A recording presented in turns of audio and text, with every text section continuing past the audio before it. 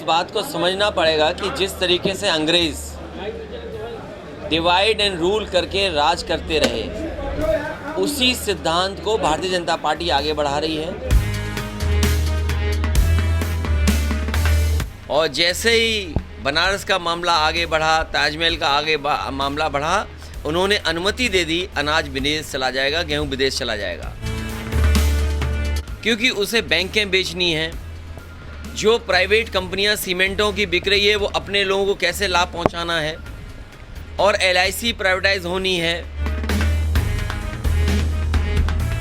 अगर सरकार बुलडोजर से घर गिरा रही है, तो मुख्यमंत्री जी ने कल ही एक उद्घाटन किया है कैंसर इंस्टीट्यूट, वो इलीगल है। क्या उस पर बुलडोजर चलाएगी सरकार?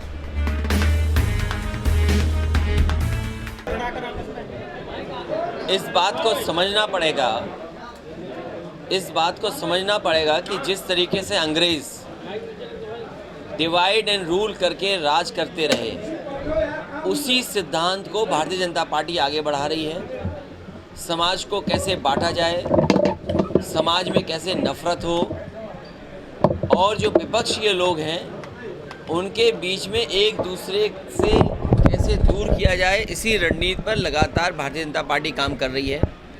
जहाँ तक धार्मिक स्थानों का सवाल है, पहले से जो एक्ट बना है 1991 एक्ट की परवाह नहीं है भारतीय जनता पार्टी को।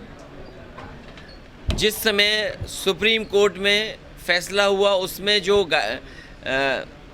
बात रखी गई, उस पर परवाह नहीं है भारतीय जनता पार्टी को। भारतीय जनता पार्टी जानती है कि बुनियादी जो सवाल हैं उन पर अगर चर्चा होगी तो भारतीय जनता पार्टी का सफाया हो जाएगा। जिस तरीके से चुनाव के बाद डीजल पेट्रोल महंगा हुआ है, स्टील महंगी हुई है, सीमेंट महंगा हुआ है, खाने का तेल महंगा हुआ है, हर चीज़ की महंगाई बढ़ रही है। जो हमारा यूथ है, नौजवान पढ़ा लिखा बेरोजगार है, आगे कैसे पढ़े या रोज़गार पाए, नौकरी मिले, वो भी अभी सरकार उस दिशा में काम नहीं कर रही है।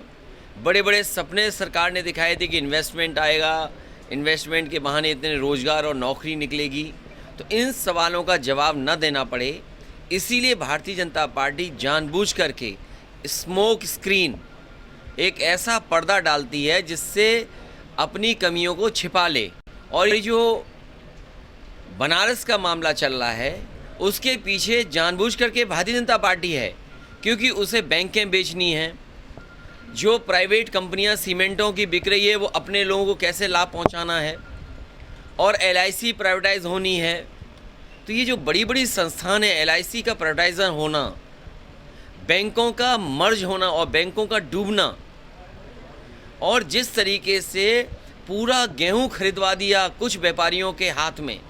अगर आप पूरे प्रदेश का गेहूं देखेंगे तो 5-6 लोगों ने गेहूं खरीद लिया, और वो गेहूं विदेश जा रहा था।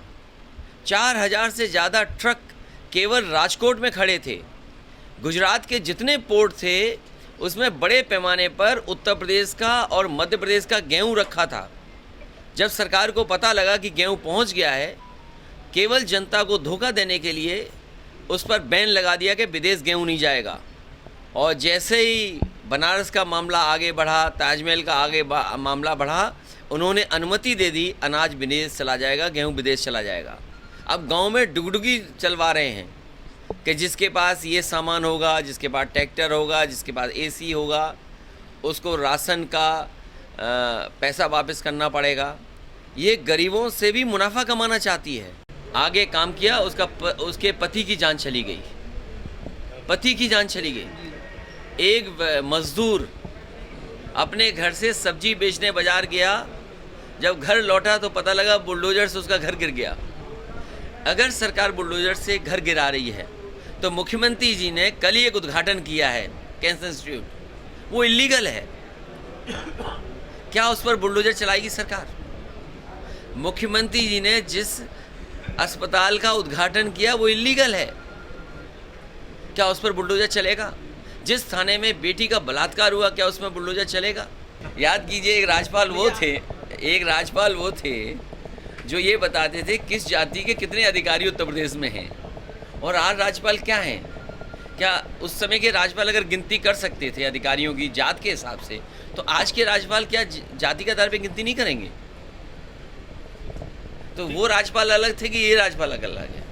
हमसे जुड़े रहने के लिए हमारे YouTube चैनल को सब्सक्राइब करें और नई वीडियो की नोटिफिकेशन के लिए बेल आइकॉन को दबाएं। अगर आप ये वीडियो Facebook पर देख रहे हैं तो लाइक जरूर करें और ज्यादा से ज्यादा शेयर करें। धन्यवाद।